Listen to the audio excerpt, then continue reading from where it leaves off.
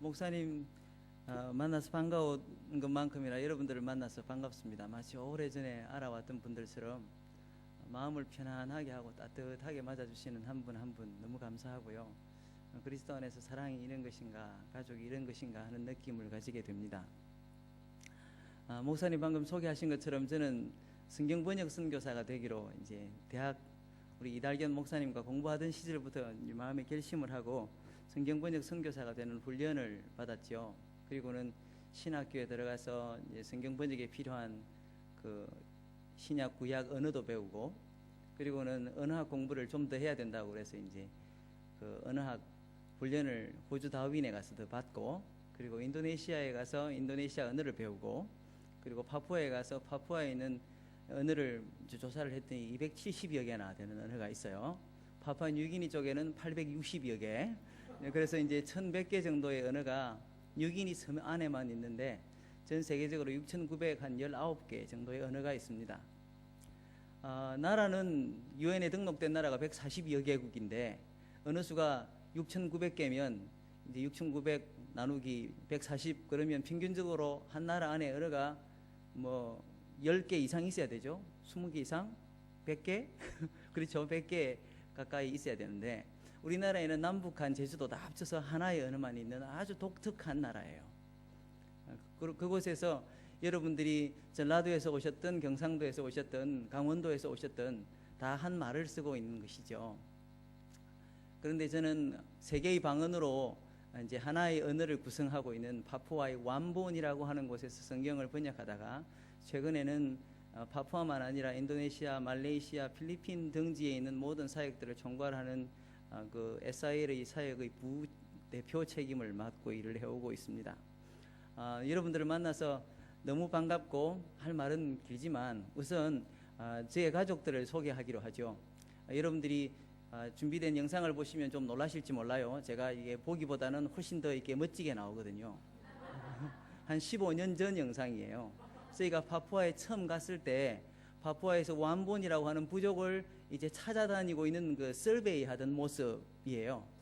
우선 일단 그때 모습을 보시고 오늘은 맛보기로 그만큼, 그리고 내일은 또 지금 이제 지나온 과거의 이제 최근까지의 모습, 그런 식으로 조금씩 더 소개를 해드릴게요.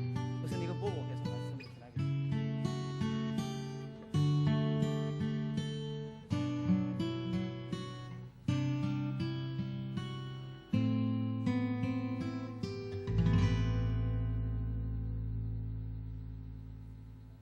갈릴리 작은 시골길 따라 우리에게 오신 주님, 그 겸손하고 깊은 마음 사람들 알지 못했지만 그 빛이 우리 가운데 오사 우리의 어둠을 비추시며 우리가 있었던 어둠에서 우리를 구원했네. 우리를 구원했네.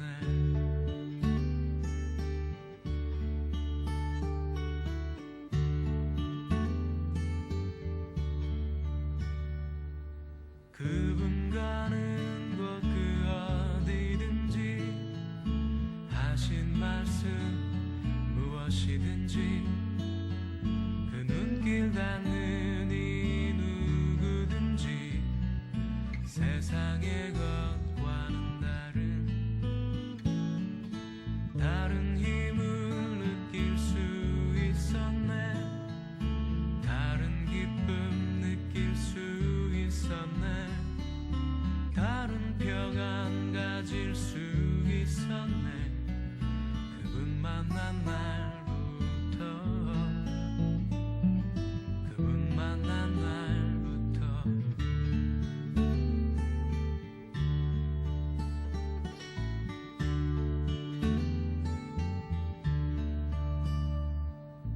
가진 것 아무것도 없다는 것, 내세울 일은 하나 없는 것, 지은 잘못이 많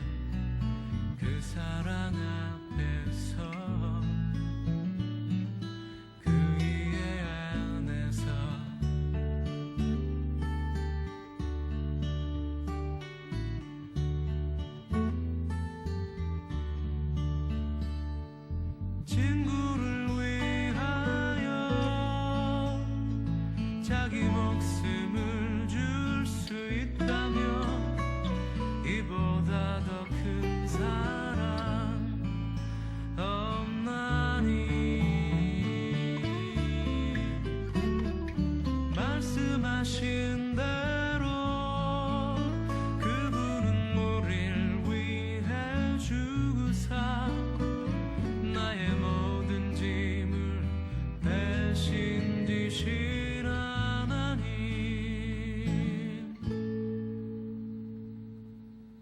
다시 사셔서 내 안에 계신 그분은 나의 주님 이 세상 많은 이름 중 가장 귀한 이름 그 갈릴리 작은 시골길 따라 나의 이 길도 시작되리니 내가 살아간다는 것은 그분을 닮는 것 그 길 위에 서는 것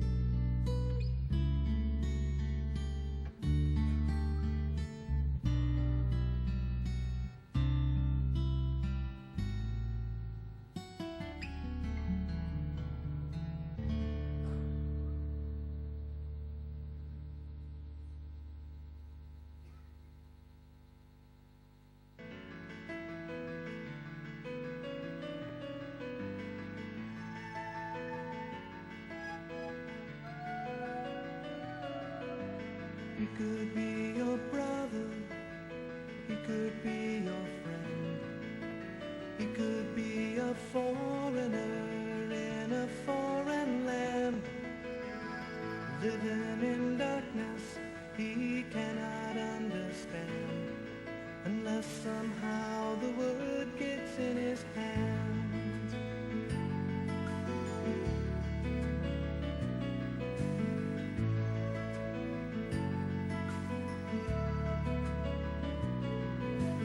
She could be a woman or a little girl, living right next door or on the far side of the world.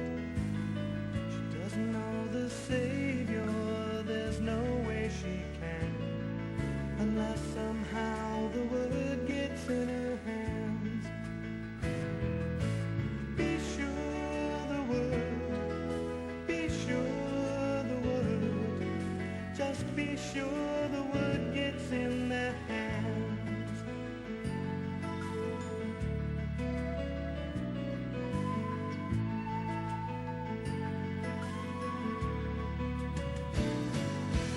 There's no power in a book if no one hears its call, like trees that make no sound if no one's there to hear them fall.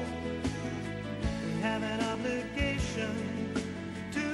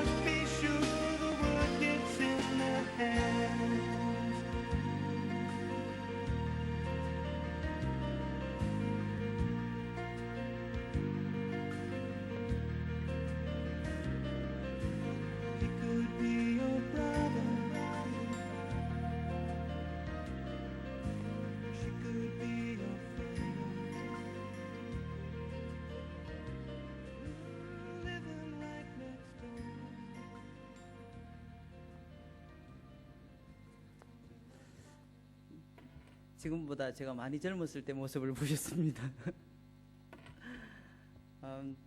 저희가 처음에 이제 파푸아로 사인을 받았을 때 선교지를 이제 임지를 그곳으로 발령을 받았을 때 먼저 해야 했던 일은 파푸아의 구석구석을 다니면서 성경 번역이 필요한 부족을 이제 찾는 일이었어요.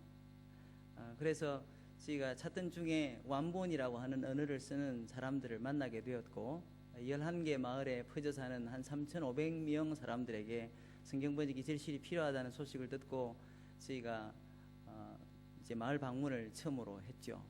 그리고 그 점에 찍었던 비디오들을 처음 2003년 안식년을 갔을 때 교우들에게 소개하기 위해서 이제 모은 영상입니다.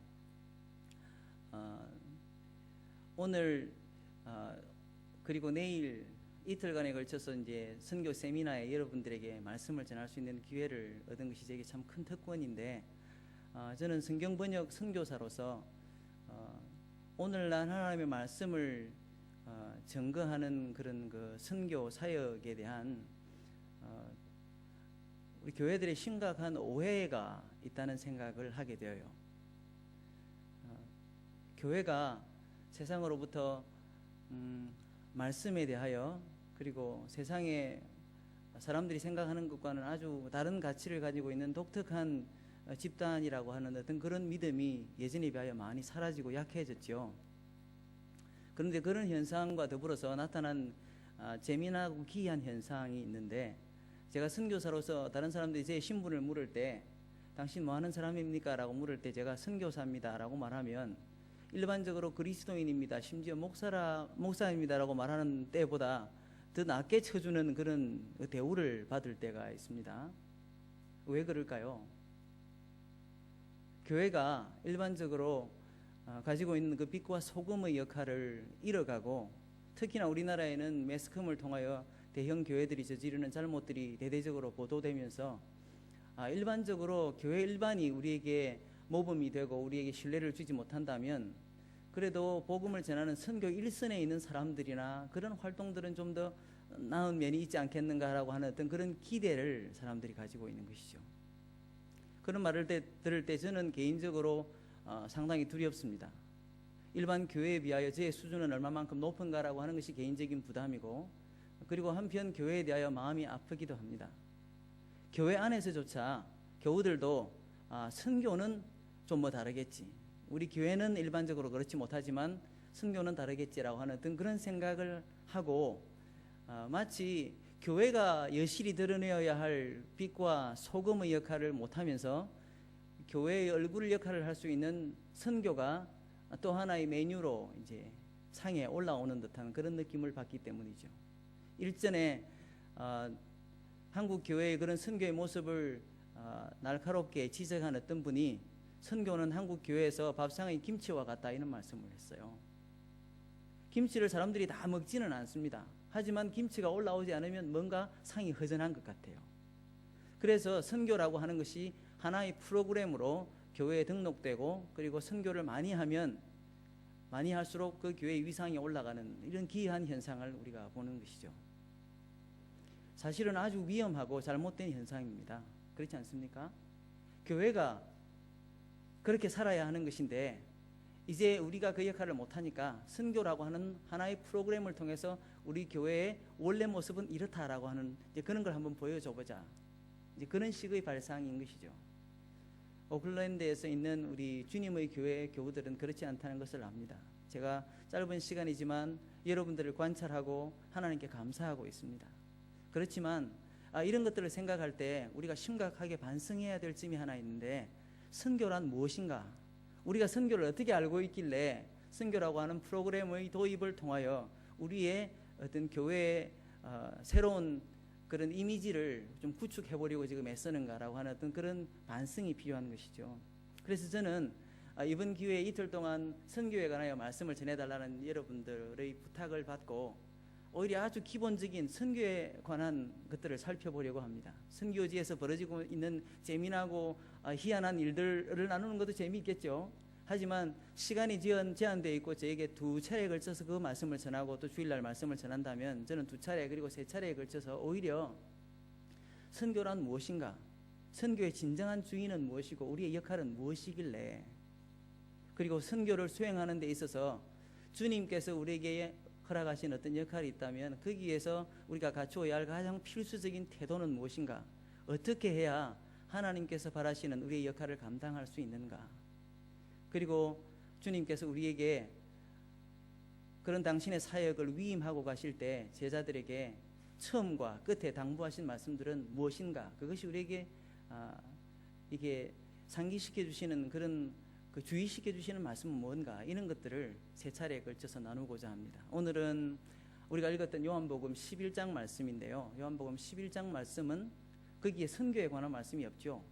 그렇지만 하나님의 선교가 무엇인지를 우리에게 일깨워주는 말씀이에요. 좀 이따 생각해 볼 거고요. 그리고 내일은 고린도전서 9장에 있는 사도 바울의 말씀인데, 사도 바울이 거기에서 세상 사람들이 주장하는 것과는 아주 다른 결론에 이르게 돼요. 사도의 권리에 관해서 이야기하다가 오히려 내가 나에게 주어진 권리를 포기하려고 하는데, 나에게 있는 더욱 지고한 가치는 복음에 참여하는 것이다. 복음에 참여한다는 것이 뭔가, 우리가 복음을 함께 만들어 간다는 것인가, 감히, 아니면 사도 바울이 말하는 복음에 참여한다는 것은 뭔가, 참여하기 위해서 그가 주장하는 두 가지 필요한 아주 필수적인 태도는 뭔가, 이런 것들을 생각해 볼 거고요. 마지막 주일날 아침 두 번에 걸쳐서 말씀을 이제 나눌 때에는 다시 누가복음 말씀을 통해서 누가복음 9장 10장에 주님께서 12제자를 그리고 70명의 제자들을 내보내시는데, 내보내실 때 하시는 말씀, 제자들이 돌아와서 들떠서 보고할 때 주님께서 당부하시는 말씀들을 통해서 우리가 시작할 때 마칠 때 시종 우리가 간직해야 할 그런 태도들은 무엇인가, 이런 것들을 한번 생각해 보고자 해요. 만약에 우리가 선교에 대한 이해부터 그릇되었다면 우리가 열심을 내는 만큼이나 우리가 한 일의 결과는 관역에서, 표적에서 완전히 벗어난 나름의 열심을 내긴 했지만 주님께서 우리에게 기대하신 그런 결과를 내지는 못하는 것이죠. 안타까운 일이에요. 그래서 우리가 여러분들이 이미 잘 알고 계신 사실이겠습니다만 그런 것들을 다시 복습하고 되짚어보는 시간이 되었으면 합니다. 오늘은 요한복음 11장 1절부터 44절 말씀인데요, 그 한류를 이제 우리가 잘 알죠. 특히나 뉴질랜드라고 하는 이곳 먼 곳에 나와 계시면서 여러분들에게 아주 즐거운 그 낙이 될 줄로 압니다. 선교사들도 누가 우리나라에 갔다가 돌아올 때 이제 픽업을 하는 조건이 있어요. 공항에서 우리나라 드라마를 좀 가지고 오느냐 아니냐, 이제 그거에 따라서 이제 픽업하는 조건이 달라집니다. 그래서 이제 하드디스크 같은 곳에 이제 우리나라 드라마, 이제 한참 최근에 뜬 드라마를 가지고 돌아오면 아주 이제 환영을 받아요. 그분이 선교지를 방문하는 분이든지 안식년을 마치고 돌아오는 분이든지. 근데 우리나라 한류가 중동에까지 심지어 아주 인기가 있는데, 특히나 가장 먼저 환영을 받았던 중국이나 심지어 동남아, 일본 같은 곳에서 그토록 인기가 있었던 이유는 한류에 등장하는 우리 사람들의 인물이나 그들의 삶이 그들이 평소에 생활하는 것과 많이 닮아 있기 때문입니다. 미드라든지 아직 뉴드라는 말은 못 들어봤어요. 뉴질랜드 드라마. 이제 그런 것들은 없는데, 그런 것에 비해서는 우리 시청자들이 심지어 우리 한국말을 잘 이해하지 못하더라도 그것이 아주 자기들의 가슴에 와 닿는 거예요. 그 삶이. 심지어 작가가 좀 너무 시시하면 안 되니까 과거, 현재, 미래를 막 이렇게 뒤바꾸어 놓는 그런 것들도 있잖아요. 작가의 그런 기교가 아주 돋보이는 작품들이 있죠. 그렇지만 그것을 가만히 보다 보면 충분히 이해가 됩니다. 어느 정도까지는. 그것은 그만큼 작품의 앞뒤 연결고리가 확실하고 그 작품에 등장하는 사람들의 역할이 전체적인 이야기의 흐름에 잘 이제 조화되고 반영이 그 어떤 주제를 잘 반영하는 그런 역할들을 하기 때문이죠. 그런데 작품 속에서 하는 사람들의 역할이라든지 또 이야기가 전체적인 줄거리에 잘 부합하지 않으면 사람들이 좀 난해하다, 저 사람 뭐지? 이런 식으로 몇 분 의문을 품다가 작품이 끝날 때까지도 그 역할의 그 분명한 그 자리매김이 되지 않으면 그냥 작품은 난해하다 혹은 이해할 수 없는 작품이다, 이런 식으로 아주 그렇게 평을 듣고 끝나곤 합니다. 그 하나님의 말씀을 번역하는 방편 중에 원 스토리라고 하는 것이 있습니다. 오늘 낮에 점심을 집사님 댁에서 이제 먹고 이제 잠깐 선교지 이야기를 나눌 기회가 있어서 조금 설명을 드렸습니다만, 원 스토리는 성경에 있는 이야기들을 한 도막 한 도막 잘라서 전달하기 때문에 붙여진 이름이 아니라 성경을 창세기에서부터 요한계시록에까지 면면이 흐르는 하나의 중요한 그 하나님께서 말씀을 통해서 이야기하신 주제를 하나의 이야기로 전달하기 때문에 그것이 16편이든 15편으로 구성되어 있던 원 스토리라고 하는 것이에요. 전통적으로는 하나님의 말씀을 글로 읽을 수 없는 사람들에게 기억을 의지해서 이야기를 듣고 전달하고 하는 식으로 의사 전달이 꾸준하게 이루어진 그 구어 사회에서 사람들이 굳이 글을 배우지 않더라도 리터러시 클래스를 통해서 글을 배우지 않더라도 말씀을 이해할 수 있도록 하기 위해서 이제 하나의 이야기식 성경 전달 방식이 된 것이죠. 그리고 성경 전체를 다 그런 식으로 번역할 수는 없지만 지금 할아버지 세대나 아버지 세대에만 그 말을 쓰고 곧 그 언어가 사라질 것 같으면 그런 식으로 성경을 번역하는 것도 하나의 스트래티지다. 그래서 이제 그것이 채택된 지 한 5년 정도가 지났습니다. 그런데 이 원 스토리라고 하는 것이 우리에게 시사하는 바가 있습니다. 하나님의 말씀은 아까 우리가 말씀드렸던 드라마나 또 이런 원 스토리라고 하는 개념에 비추어 볼 때 누구의 이야기인가? 창세기는 노아나 아브라함이나 또 아브라함의 아들들의 이야기인가? 사사기는 사사들의 이야기인가? 열왕기는 왕들의 이야기인가? 시편, 잠언, 전도서 같은 것은 작자들의 어떤 그런 그 깊은 마음의 감동을 전달한 것에 그치는 책인가? 요한계시록은 요한의 이야기인가? 누구의 이야기입니까? 이런 질문을 통해서 답이 이제 너무 간단하게 나오는 것 같은데 누구는 휘파람도 불고 사실은 저자들은 다양하지만 수천 년에 걸쳐서 수많은 사람들이 그 글을 썼지만 성경의 참 저자는 하나님이시고 그리고 그것은 하나님의 이야기죠. 이야기의 배경에 면면이 단순히 배경으로가 아니라 주인공으로 늘 계시면서 보이지는 않지만 늘 그곳에 계신 이는 하나님이시죠. 그것이 성경이 가지고 있는 구심점입니다. 그렇죠? 성경 안에서 하나님께서 성경 역사 동안에 주인이셨다면, 자, 그런데 그것이 성경이 요한계시록으로 끝난다는 것도 아주 의미심장한 일이죠. 우리가 하나님께서 세상을 창조하실 때 우리가 보지 못했던 과거, 그리고 우리가 아직 경험치 못한 미래의 이야기까지를 성경은 다 담고 있는데 그 안에서 하나님께서 주인이라는 것이죠. 과연 하나님이 주인인지 아닌지는 아까 생각했던 것처럼 누가 이야기의 주인공인가 하고 생각해보면 당연 드러날 일입니다.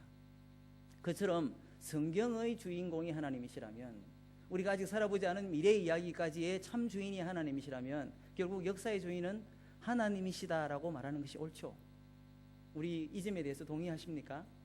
하나님께서 이루어 가시는 일, 하나님께서 이루어 오셨고 이루시고 이루실 일, 그것이 지금 우리가 읽고 있는 성경이고 성경의 관점만큼 역사를 우리가 참 하나님의 관점으로 본다면 그것은 우리 이야기가 아닙니다.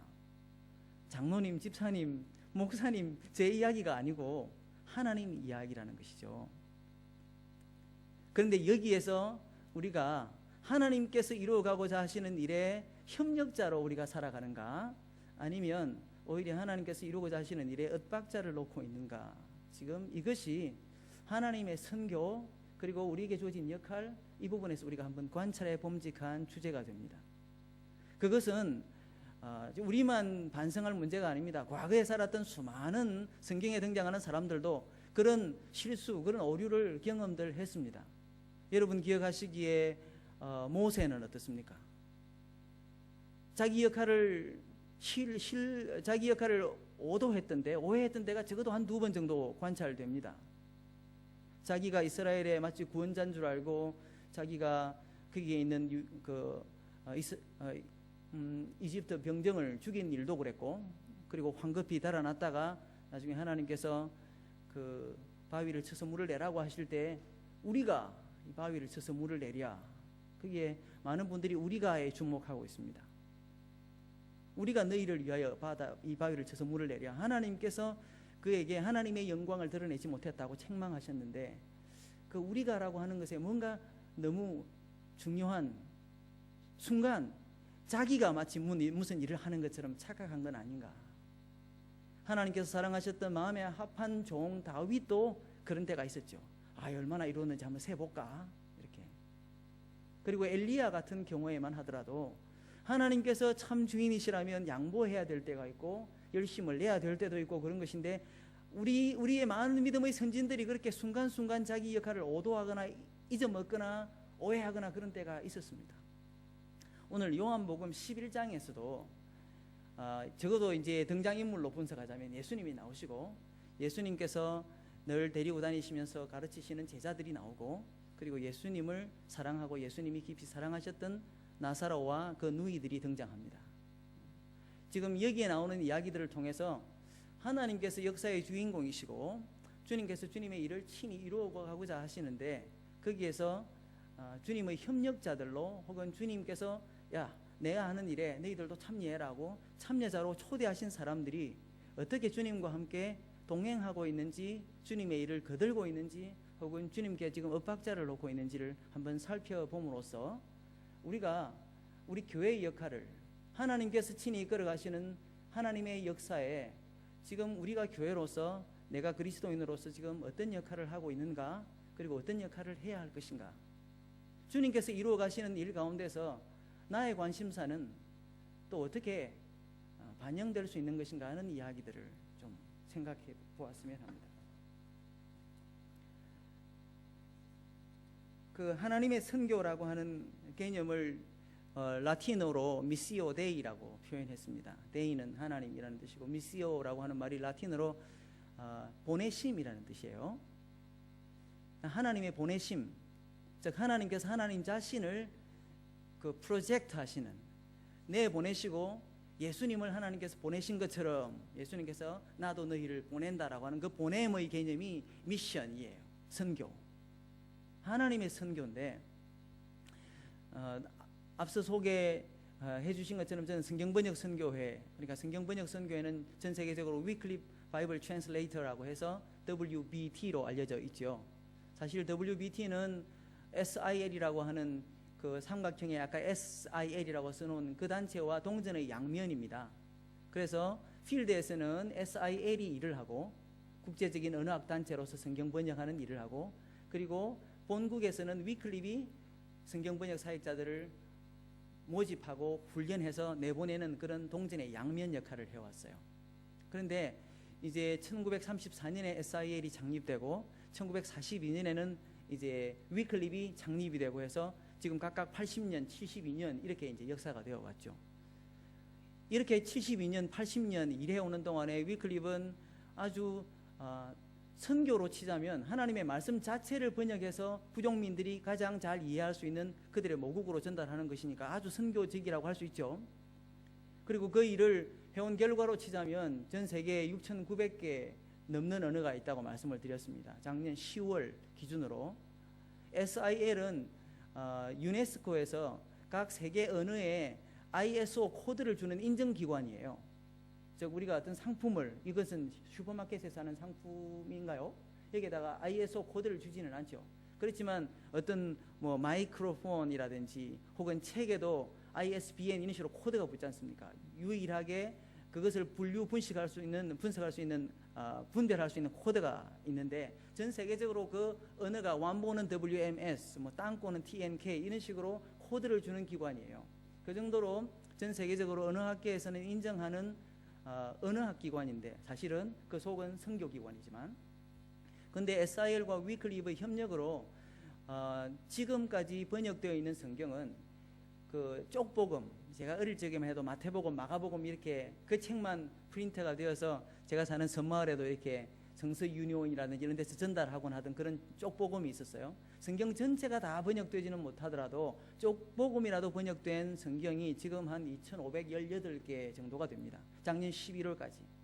그 2,518개도 그동안 80년 동안에 위클립 SIL이 해온 일이 참 많았지만, 지금 현재 진행되고 있는 일이 한 2,616개 정도가 진행이 되고 있어요. 책이 없지만 지금 진행되고 있는, 완본도 포함해서 요한복음에는 실제로 창세기하고 마가복음 이런 일부 룻기 이런 것들이 이미 출간이 되었지만 아직 보고가 안 된 상태이기 때문에 거의 2,600개 중에 포함되는데 그 중에서 한 79%의 SIL과 위클립이 관여하고 있죠.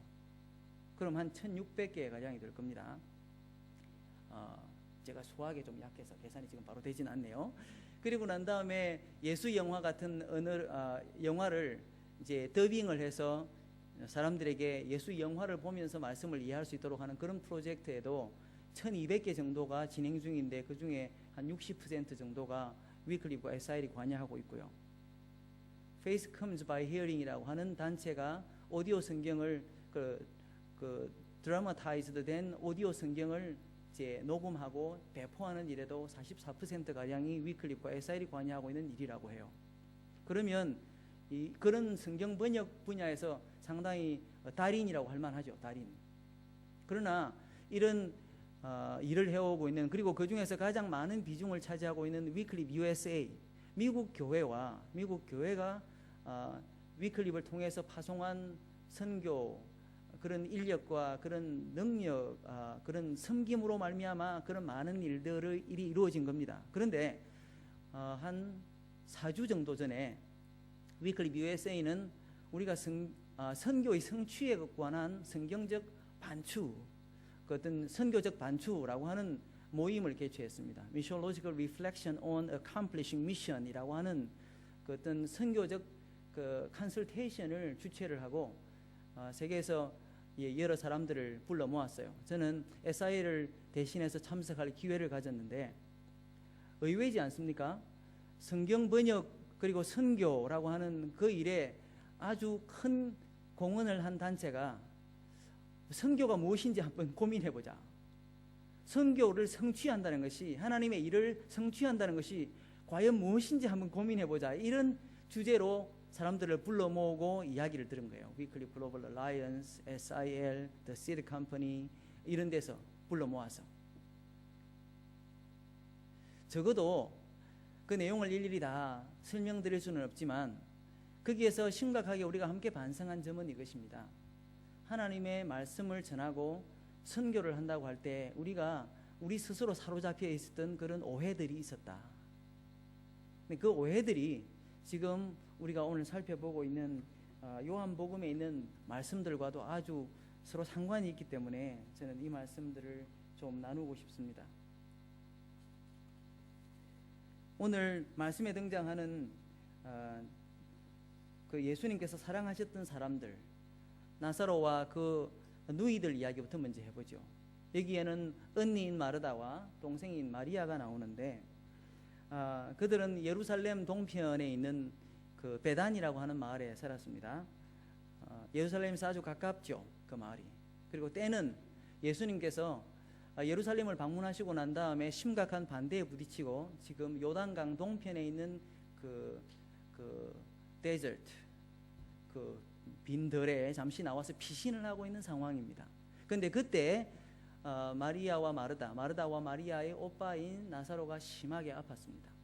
그래서 나사로의 누이들이 메신저를 보내죠.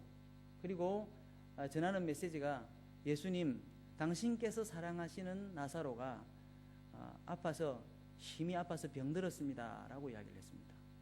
그 말 자체는 아주 별다른 내용 없이 전달이 된 것 같잖아요. 그냥 사실이 전달된 것 같아요. 그러나 그들은 예수님께서 속히 와주시기를 기대했습니다. 왜냐하면 나중에 예수님께서 마지막으로 베다니에 다다르셨을 때 예수님께서 여기 계셨더라면 우리 오라버니가 죽지 않았겠습니다 라고 마르다도 이야기하고 마리아도 이야기하잖아요.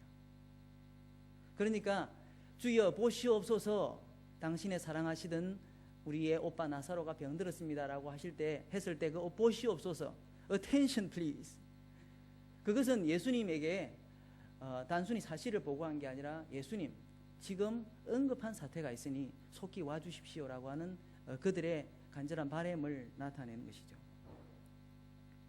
그런데 안타깝게도 그들의 입장에서 볼 때 예수님은 어떻게 된 일인지 모습을 드러내지 않으셨습니다. 아니면 적어도 예수님께서 로마인 그 하인을 말씀으로 고쳐주셨잖아요. 리모트 힐링으로. 그러면 주님께 이런 말씀을 전달했으니까 그 위에 오빠의 병세가 갑자기 호전되는 그런 거라도 적어도 보여졌어야죠. 그들이 기대하기로는. 그런데 그런 일도 일어나지 않았어요. 그래서 예수님께서 드디어 마지막으로 나타나셨을 때 주님께서 여기 계셨더라면 우리 오빠가 죽지 않았을 것입니다 라고 말했을 때 그들은 예수님께 믿음을 드러내는 게 아니었죠. 그것은 예수님께 불평을 하는 것이었어요. 그리고 그것이 오늘날 우리들의 생각입니다. 응급성의 원리예요.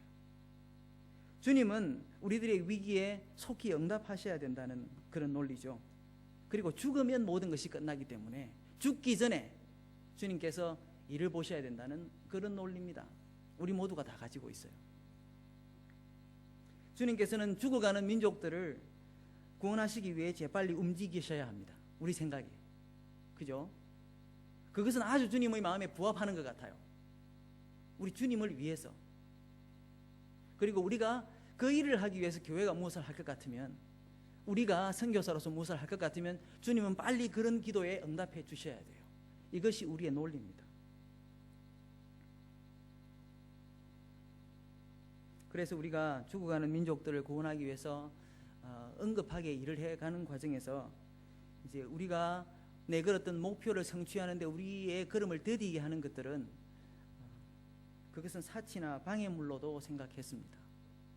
그 사치나 방해물로 간주되었던 것들이 어떤 것인가 하면 그리스도 안에서 연합하고 관계를 회복시켜 나가고 현지 교회나 동력자들에 대한 진정한 이해를 또 가지고 진정한 동력을 가지고 하는 그런 것들이에요. 목사님이 여기 계십니다마는 만약에 교우들 중에 누가 다투었다 칩시다. 그러면 목사님 우리 사이 좀 중재 좀 해주세요. 이 대화가 지금 불평과 이 불만이 끝이 안 납니다. 그래서 목사님이 만났어요. 이쪽 이야기도 듣고 저쪽 이야기도 듣고 두 분이 서로 사랑 안에서 화합하시면 되겠습니다. 자 기도합시다. 그러면 끝납니까? 그때는 잠시 막 안고 막 눈물도 흘리고 그랬어요. 그런데 집에 가가지고 갑자기 막 분노가 우리 목사님이 내 입장은 이해를 안 해주신 것 같아. 이거는 미처 말씀을 못 드렸네. 이제 그러면서 다시 또 그러고 그 다음 주에 또 만나야 되고 그 다음 주에 다시 그러면 우리 목사님은 안 그러셔요. 그렇지만 이 문제는 이제 접고 지나갑시다. 그런 식으로 마음의 앙금이 사라지지 않은 채로 그 문제가 지속돼요. 그리고 나중에 다른 무슨 계기가 있으면 또 빵 터지죠. 한 개인도 이럴 것 같으면 로미오 줄리엣 집안도 그런데 민족 간에 단체 간에 어떻게 지나오는 동안에 그런 일이 없겠습니까? 교우들 간에 왜 마음에 그 상처가 없고 특히나 같은 비즈니스를 또 하면 같이 단축 공장하고 같이 양복 업하고 같이 아침에 도넛 구워서 파는 그런 일 같이 하는데 왜 그런 일이 없겠습니까? 그렇기 때문에 사실 그거에 시간을 내는 것은 참 시간을 질질 끄는 어려운 일입니다. 관계를 회복한다는 것. 근데 선교지에서 그리고 우리가 교회 안에서 그런 관계를 회복하는데 지금 우리가 힘을 모아서 일을 해야 되는데 이것들은 부차적인 문제니까 하고 이렇게 제쳐주었다는 거죠.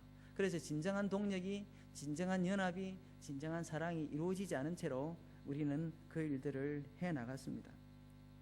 그리고 그런 많은 시간과 에너지를 들이는 이런 제쳐두는 것이 응급한 목표를 성취하기 위한 선교의 정의가 되었습니다. definition 말고 justice. 그것이 그냥 우리의 일에 우리가 시간의 이쪽에 우리가 우리의 인력을 이쪽에 투자하는데 우리를 justify하는 어떤 그런 이유들이 되었었다는 것이죠. 마리아와 마르다가 보낸 메시지에 대해서 주님께서 처음부터 그 병은 죽음으로 끝날 병이 아니다 이렇게 말씀을 해주셨어요. 그 말을 마리아와 마르다는 이런 응급성의 논리에 스스로 붙여서 제대로 이해했을까? 그리고 나중에 주님께서 마르다의 영접을 받았을 때 나는 곧 부활이요 생명이니 나를 믿는 자는 죽어도 살겠고 라고 하는 이런 말씀을 주님께서 지금 하고 계신데 그 말씀의 의미를 지금 마르다와 마르다는 이해했을까? 나사로의 부활을 목격하기까지는 절대로 아니었습니다. 제자들의 입장을 이번에는 생각해 보죠. 제자들은 예수님께서 일단 그 소식을 들으시고도 나사로가 응급하다는 소식을 듣고도 당장 베다니로 돌아가자라고 하는 말씀을 하지 않았기 때문에 안심했을 것입니다.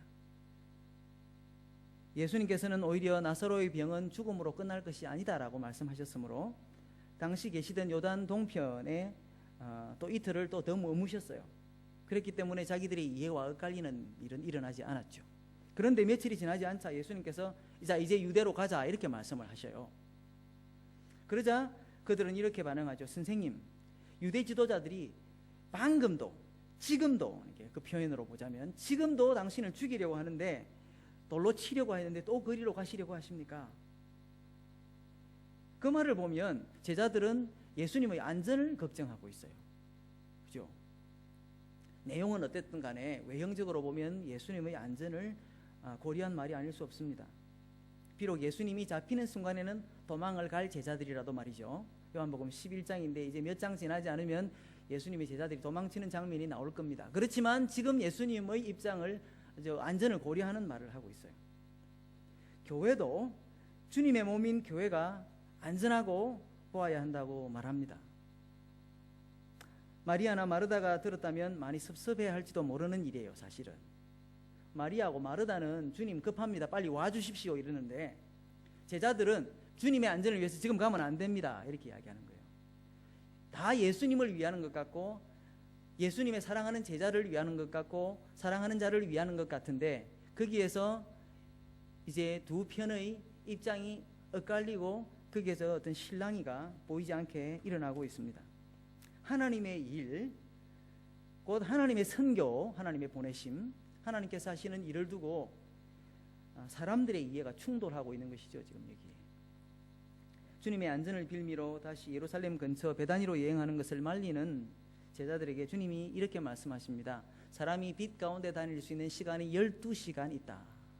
여기는 한 14시간 있는 것 같아요. 7시 반이 되더라도 이게 어둡지가 않으니까. 예수님께서 이 말씀을 하시면서 이제 더 어두워지면 사람들의 발이 실족하게 되므로 이제 베다니로 가자라고 말씀하시니까 지금 예수님께서 말씀하시는 이 말씀 12시간의 의미는 제한된 시간을 말씀하시는 거예요. 12시간 동안만 밝히 걸어 다닐 수 있다. 이제는 가자. 그리고 예수님께서는 우리들의 친구, 예수님의 친구, 너희들의 친구이기도 한 나사로가 잠들었으니까 깨우러 가자 이렇게 말씀하셔요. 그러니까 또 제자들이 이렇게 말하죠. 잠들었으면 곧 낫겠습니다. 굳이 우리가 가지 않아도 되겠습니다. 이런 말 같아요. 그러나 예수님께서 좀 더 쉬운 언어로 말씀하시죠. 그냥 자는 게 아니고 죽었다. 그러니까 이제 깨우러 일으키러 가자. 그러자 제자들이 이제는 거의 포기를 하죠. 제자들의 입장을 대변하는 그 토마스가 이렇게 말합니다. 그럼 우리 예수님하고 함께 죽으러 가자. 어떤 그 의기충천하고 열심을 낸 어떤 그런 말보다는 자포자기에 가까운 예수님 가면 거의 죽는 것인데 이것은 죽으러 가자, 같이 죽으러 가자 이렇게 말을 하면서 따라 나서는 것이죠. 주님의 일에 동참하는 제자들 그리고 오늘날 우리 교회들의 수준도 이 정도입니다. 그나마 주님의 이 두 번째 말씀을 듣고 따라 나서는 것이 귀합니다.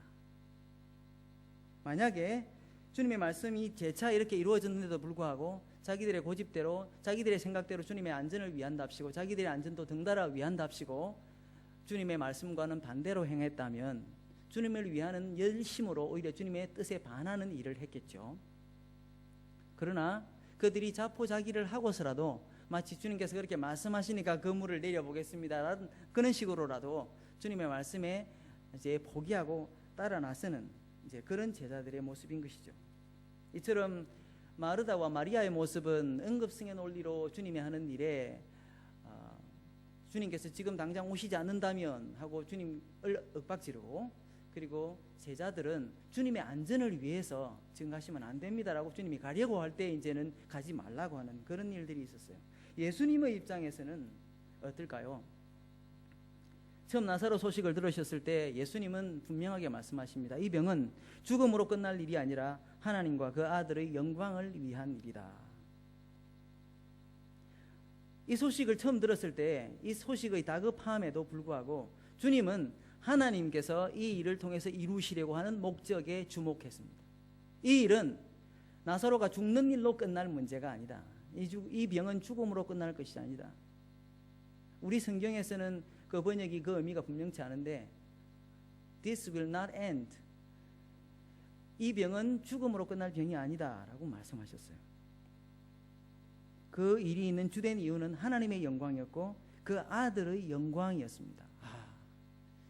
하나님께서 하나님의 영광, 아들의 영광을 위해서 사람들의 혼란을 지금 일으키신다. 하나님이 상당히 비정한 것 같은 그런 느낌이 들죠. 삼위일체로 계신 하나님께서 친히 당신의 모든 일을 당신에게 합당한 영광을 얻으시는데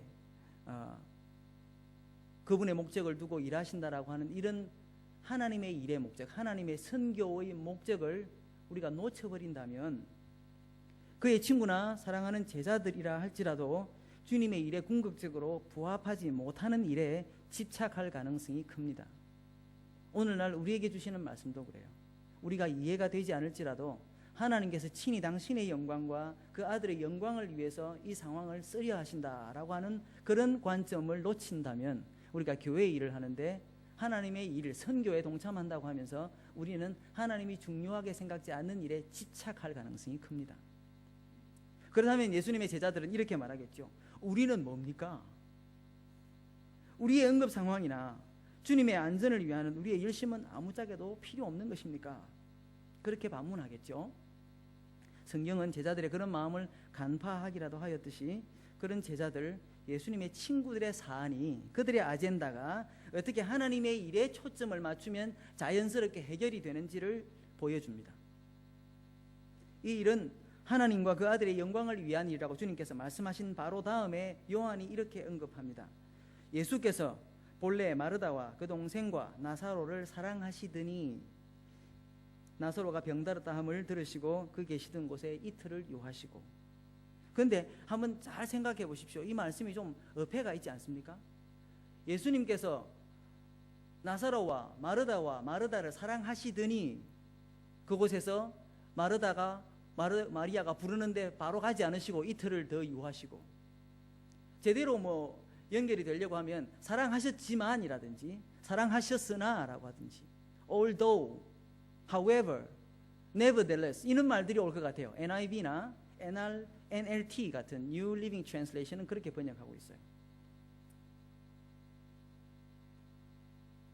그러나 이것은 예수님의 마음도 능력도 이해하지 못한 데 따른 오해입니다. 주님의 마음과 능력으로 보자면 사랑하시는 것과 사랑하는 자의 언급한 요청을 지금 당장 답하지 않는 것 사이에 컨플릭이 없습니다. 무슨 말인가 하면 사랑하시면 지금 당장 반응해야 되는데 사랑도 하시고 지금 당장 반응도 하지 않으시는 이것 사이에 주님의 사랑과 능력 안에서는 부딪힘이 없다는 거예요. 그러므로 저는 이 부분에 대한 성경 번역이 아주 잘 되었다고 생각해요. 우리말 번역이. 사람들의 상식대로라면 전반부와 후반부는 그 커넥티브스가 그럼에도 불구하고 이런 대로 연결되어야 합니다. 예수께서 그들을 사랑하셨으므로 오히려 이틀을 더 유하기로 결정하신 것이에요. 그리고 예수님의 그런 선택이 정말로 사랑하는 사람의 결정이었는지는 나중에 예수님께서 베다니를 방문하신 다음에 제대로 깨닫게 될 것입니다. 단지 깨달음의 문제예요. 예수님께서 사랑하셨는데 사랑하셨기 때문에 그런 일을 하셨는지 아닌지는 우리가 나중에 알게 될 문제이지, 주님께서 사랑하셨으나 가지 않았다라든지 사랑하지 않았기 때문에 가지 않았다든지 그것은 오히려 주님을 알면 알수록 되지 않는 번역이고 어불성설이라는 것이죠. 그러나 우리의 상식으로는 참 힘듭니다. 이해하기가. 제자들의 경우도 마찬가지예요. 제자들은 예수님의 안전을 위했지 않습니까? 그런데 그러면 제자들의 그런 관점, 그런 관심은 주님께 아무짝에도 쓸데없는 것이냐? 그게 아니죠.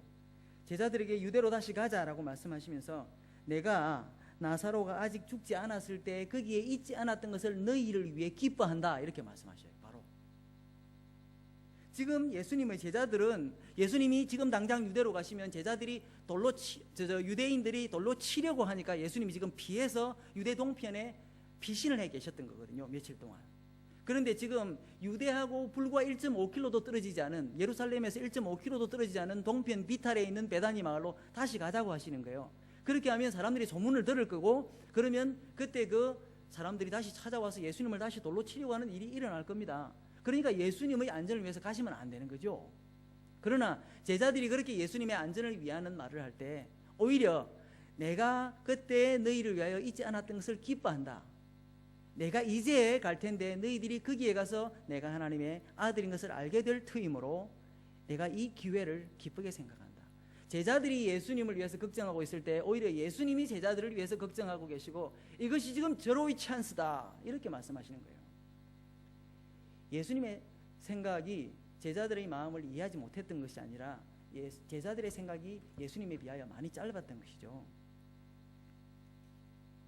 그러니까 예수님께서 지금 마리아나 마르다의 응급성이나 지금 제자들이 말하는 예수님의 안전을 위하는 어떤 그런 컨선들을 무시한 채 지금 나는 나의 길을 간다, I'm on my way 뭐 이렇게 말씀하시는 것이 아니라는 것이죠. 그리고 드디어 예수님께서 베다니에 당도하십니다. 마르다는 마리아보다 훨씬 행동파입니다. 예수님께서 오신다는 말씀을 듣고 곧장 달려나와서 예수님을 맞이하죠. 그러나 주님의 마음을 이해하지 못한 채 우리가 행동이 앞서면 그것이 결코 더 나은 결과를 가져오는 것이 아닙니다. 교회가, 선교사가, 하나님의 사람들이 하나님의 마음을 이해하지 못한 채로 하나님의 일을 한다고 열심을 내면 그것이 하나님께 영광을 가져오거나 더 나은 결과를 가져오는 것이 결코 아니라는 말씀이죠. 마르다는 진작에 주님이 오셨다면 주님께서 우리 오빠가 죽지 않도록 하셨을 것이라고 말합니다. 그리고 지금이라도 예수님께서 하나님께 구하면 하나님께서 무엇이든지 들어주실 것이라고 말합니다. 지금 막 예수님께서 일으키시려고 하는 대단한 일에 대한 무슨 그 전조처럼 예언하는 것처럼 말하고 있지 않습니까? 그러나 이것이 그녀의 믿음이었을까요?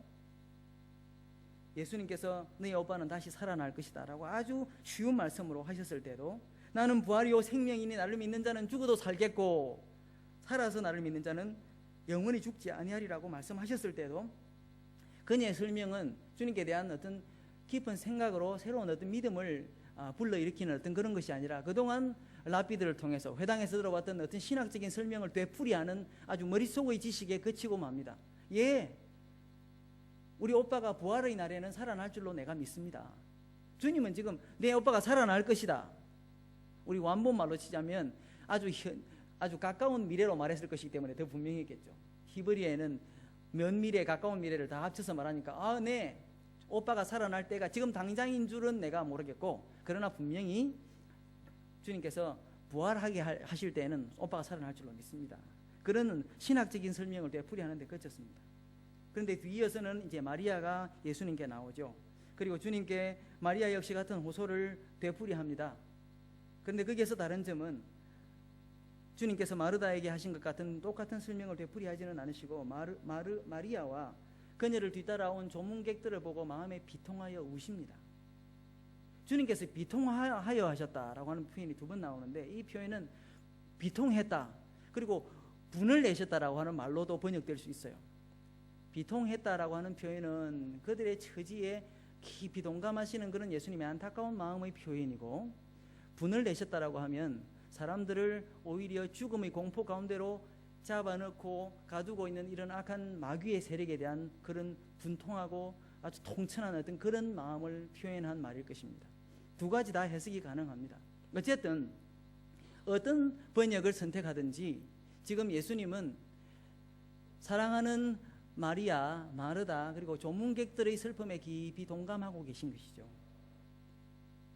그런데 이런 예수님의 사랑이 센티멘탈한 그런 눈물을 같이 흘리시고 혹은 마귀의 세력에 대해서 화를 내시고 그리고 사람들의 이런 안타까움에 대하여 비통해 하시는 그것으로 그치고 마는 것입니까? 그렇지 않습니다. 다음 순간 예수님께서 마리아에게 나사로를 어디에 두었느냐라고 물으시죠. 그리고 그가 그 오빠를 어디에 두었는지를 가르치자 그리로 걸음을 옮기십니다. 그리고 무덤의 돌을, 입구를 막은 돌을 굴려내어라. 그럴 때 마르다가 주님을 말리죠. 죽은 지 나흘이나 지나서 썩는 냄새가 진동합니다. 그러나 주님께서 하시는 말씀이 처음에 주님께서 하셨던 그 참 목적, 이 일의 목적을 일깨워 주십니다.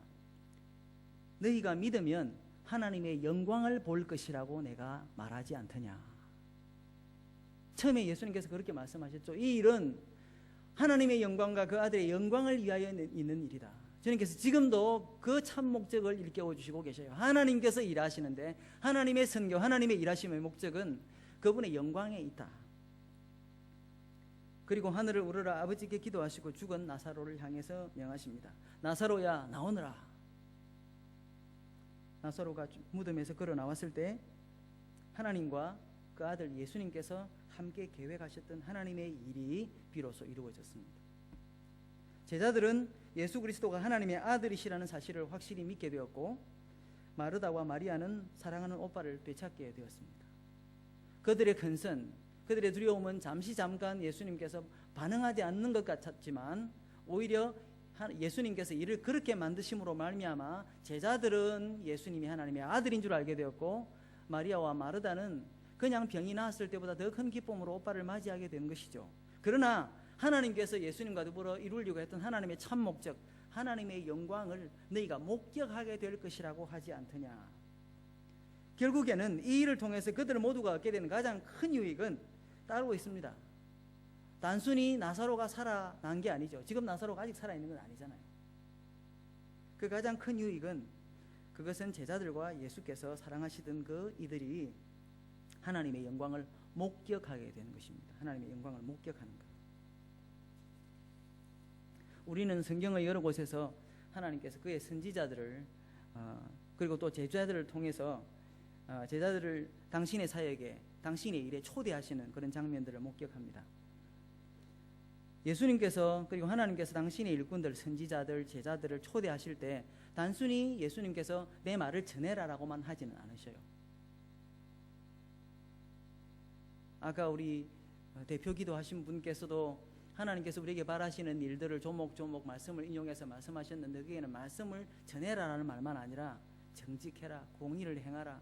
주님께서 우리에게 초대하시고 하라고 하시는 그런 일들은, 하나님이 예를 들어서 아담을 창조하시고 이 세계를 다스려라, 하나님께서 하실 일을 아담에게 위임하신 거잖아요. 그리고 예수님께서 천국 복음을 전해라고 마가복음, 그런 그 누가복음 9장 10장에서 말씀할 때도 병든 자들을 치료해라, 하나님의 나라가 도래하였다고 전파해라, 내가 너에게 분부한 모든 것을 가르쳐 지키게 해라. 교회가, 그리고 하나님의 일꾼들인 그리스도인들이 하나님께서 내가 할 일을 너희에게도 나누어 준다, 너희들이 내가 할 이 일에 동참해라라고 초대받을 때 그 일의 범위는 마치 하나님께서 하시는 거의 모든 일을 망라할 정도로 범위가 다양합니다. 하나님께서 세상에서 펼쳐가시는 하나님의 구속과 회복의 역사, 그리고 그 선교 가운데서 그리스도의 몸인 교회는 모든 방면에서 참여하는, 심지어 사도 바울은 예수님의 고난에도 참여하는, 그런 참여하는 특권을 부여받았습니다. 그리고 예수님께서 제자들과 나사로 여동생들에게 하나님의 영광을 목격하게 될 것이다 라고 했을 때, 하나님의 사역에 초대된 사람들이 누릴 수 있는 가장 큰 영광이 거기에 언급되어 있습니다. 하나님의 사역에 초대된 사람들은 하나님의 영광을 목격하는 은혜를 얻게 됩니다. 하나님의 영광은, 하나님의 형상은 감히 보기만 해도 사람들이 죽었어요, 옛날에. 그런데 그 하나님의 영광을 목격하게 된다. 거짓 영광도 아니에요. 거짓 즐거움이나 잠깐 있다가 사라져버리는 그런 환상 같은 그런 것들이 아닙니다.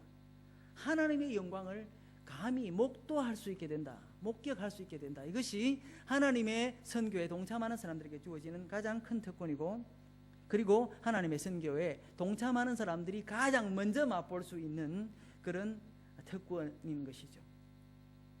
그렇기 때문에 이런 의미에서 우리가 오해하지 않기를 바랍니다. 이런 의미에서 하나님의 선교는 결코 복음을 해외에 가서 전하는 일만을 의미하지 않습니다. 제발. 그것은 오히려 하나님의 회복과 구원과 하나님과 온전한 관계로 사람들이 초대되고 질서가 회복되도록 하나님께 하고자 하시는 그 일에 동참하는 모든 종류의 일들을 포함하는 것이에요. 제가 만약에 사회운동가로서 이런 말을 한다면 사람들이 의심할 수 있을 것입니다. 저는 하나님의 선교에 동참하고 있는 성경 번역 선교사이지만, 그러나 하나님의 선교는 성경 번역만 의미한다고 절대로 생각지 않습니다. 하나님의 말씀을 전하는 일만 포함하지 않습니다. 오히려 주님께서 그리스도를 통해서 나를 초대하신 그 영광을 맛보고 목도하고, 그리고 이런 영광에 하나님께서 야, 너만 아니라 다른 사람들도 우리 서클에 들게 하자. 그렇게 부르는 일에 우리를 활용하시는 거예요. 그래서 우리가 다른 사람을 용서해줘서 야, 저 사람은 다르네.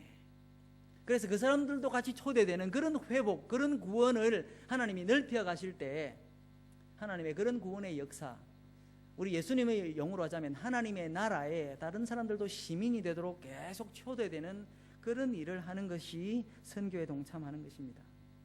그런데 이때 이런 하나님의 영광스러운 우리에게 주신 본문을 읽고 우리가 우리의 아젠다를 꺼내겠습니까? 잠깐 주님, 저에게 있는 중요한 이 아젠다를 먼저 좀 해결해 주시면 좋겠습니다.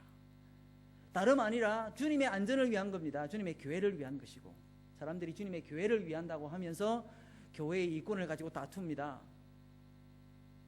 정말로 자기의 아들이 맞다면 차라리 내 자식을 반으로 나누어서 반씩 나누어 가지는 게 아니라 차라리 내 자식을 저쪽으로 주십시오. 이게 진짜 엄마죠.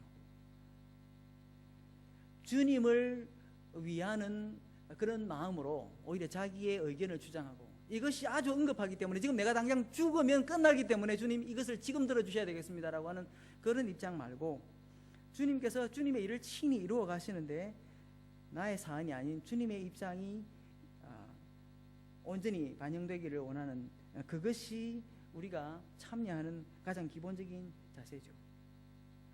제자들과 나사로의 여동생들에게 주님께서 계속하여 가르치는 말씀들에 주목해야 됩니다. 예수님께서 제자들에게 쉬운 말로 나사로가 잠들었다. 그럼 잠들었으면 낫겠어요. 그러자 아니 죽었다니까. 그러면서 예수님께서 재차 깨닫게 해주시잖아요.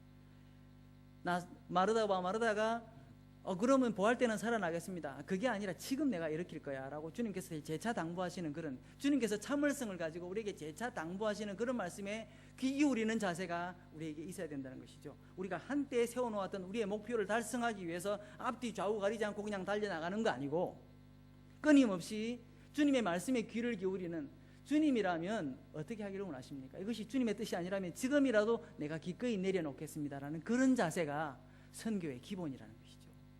하나님의 뜻을 이루려고 하는 열심, 하나님의 뜻이라면 내가 나에게 지금 있는 시급한 이런 위기라 할지라도 아버지여 나의 뜻 말고 주님의 뜻이 이루어지기를 바라나이다라고 하는 그런 예수님의 겟세마네 기도가 하나님의 선교에 동참하는 가장 기본적인 자세라는 것이죠. 그거 없는데 사람이 열심 내가지고 내가 지금 당장 정글에 가서 죽겠습니다 그러면서 달려오는 사람들이 있어요. 우리가 그런 사람들 오지 마세요. 그렇게 이야기해요. 당신의 열심은 좋지만 하나님의 음성을 들으려고 하는 기본적인 자세가 되어 있지 않기 때문에. 여러분들은 어떻게 하시겠습니까? 예수님께서는 12시간밖에 주어져 있지 않다. 그러니까 지금은 가야 될 때다라고 말씀하시죠. 그런데 지금 우리 오빠가 죽어갑니다. 아니 이미 죽었습니다. 아이고 주님께서 그때 오셨더라면 좋았을 것을. 그런데 주님은 죽음에도 개의치 않고 사용하셔요. 우리 생각에는 죽으면 모든 게 끝이에요. 주님께서도 우리의 시간에 어떤 그 타임 바운드 된 것 같아. 우리 생각에는 죽으면 끝납니다 주님. 그러나 주님께서는 오히려 죽었으니까 내가 일할 수 있다라고 생각하시잖아요. 그러니까 우리가 우리에게 있는 시간이 모자라지도 넘치지도 않는다라고 하는 이런 밸런스를 가질 필요가 있어요. 우리는 어려운 밸런스이죠. 그러나 주님을 의지하면 가능한 일입니다. 우리가 낭비하여서도 안 되지만 죽으면 모든 게 끝이라고 서두를 일도 아닙니다. 오히려 주님의 생각이 무엇인지 묻고 주님께서 옳다고 하시는 그 일을 하겠습니다라고 하는 헌신이 필요한 것이죠. 여러분은 어떻게 하시겠습니까? 오늘은 첫날인데 하나님의 선교에 동참하는 특권을 받아 누리시겠습니까? 아멘. 그러면 다른 것이 우선 필요한 게 아닙니다. 하나님의 말씀을 깊이 상고하는 분들이 되십시오. 한번 정한 목표를 당신의 사명으로 알고 주변의 사람들과 일의 과정까지 무시하던 태도를 버리십시오. 주님께서 당신을 통해서 궁극적으로 이루시려는 일에 예수님처럼 행하십시오. 그러자면 우리는 전심으로 주님의 마음을 깨닫는 일이 필요합니다. 주님, 당신이 원하시는 것이 이 상황에 무엇입니까? 제 아젠다는 있기는 합니다요. 이렇게 꺼내고 싶습니다. 그러나 주님께서 원하시는 그 일을 하기를 원합니다. 그리고 그 마음, 주님의 마음을 이해하고 그 마음을 주님께서 우리를 보내신 일터, 곧 하나님의 선교의 현장에서 그대로 그 마음을 전달하는 그런 사람들이 되십시다. 그런 우리 교회의 여정, 여러분들 각자의 여정에 주님께서 복을 주시기를 바랍니다. 기도하겠습니다. 사랑하는 주님, 감사합니다. 주님께서 이 땅에 계신 동안에 가장 급박하고 중요한 사건 중 하나였습니다. 이 일 때문에 이제는 유대인들이 예수님을 정말로 죽이기로 모의하는 일들이 바로 다음 순간에 나타납니다. 그러나 주님께서는 당신의 때에 당신의 일을 이루어 가시고 제자들의 그런 사안, 마르다와 마르다의 사안을 무시하는 것 같지만 무시하는 것이 아니셨습니다. 오히려 내가 친히 이루려고 하는 일은 하나님의 영광, 그리고 나의 영광을 너희들이 친히 목도하고 믿게 되는 것이다 라고 일깨워 주셨는데, 주님, 우리가 주님을 위하는 것 같은 열심으로 무슨 대단한 일을 이루기보다 주님 당신께서 하고자 하시는 일이 무엇입니까? 라고 하는 하나님의 선교의 주인 되심을 인정하고 마음의 여유와 그리고 다급함을 동시에 가지는 지혜로운 당신의 사람들 되게 해 주십시오. 사랑하는 목사님과 모든 교우들, 선교위원회, 우리 개인의 삶, 교회의 삶에 있어서 하나님의 뜻이 우리의 생각보다 앞서고 주님의 생각을 읽음으로 말미암아 진정으로 우리가 하는 일들이 하나님의 선교에 동참하는 일들이 되기를 소원하나이다.